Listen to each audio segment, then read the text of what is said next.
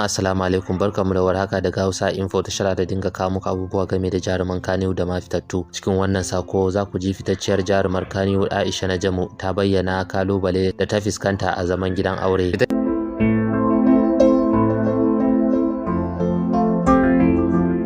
Fitacciyar jarumar Kannywood Aisha Najamu ta bayyana cewa rayuwar aure tana da fiska biyu, ko dai ta kasance mai cike da farin ciki ko kuma ta zama cike da jarabawa da kalubale. Jaruman ta ce ita ta tsinci kanta cikin mawuyacin hali a rayuwar aurenta, amma tana ci gaba da godewa Allah da kuma iyayenta saboda tarbiyya, hakuri da jajircewa da suka yi wajen renonta, wadda suka bata karfin juriya wajen wahala.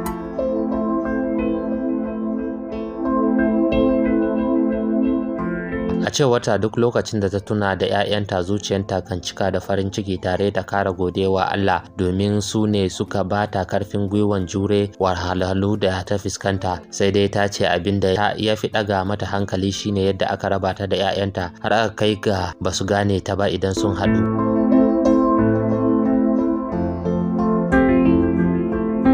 Ta kare da cewa duk da irin jarabawa da ta fuskanta, ta gode wa Allah da ya bata ikon juriya, tana mai bayyana cewa bata fatan sake shiga irin waɗannan hali a rayuwa. Aisha Najamu ta kuma bayyana cewa bata san tsananin damuwa da wahalhalun rayuwa ba sai bayan da ta shiga gidan miji.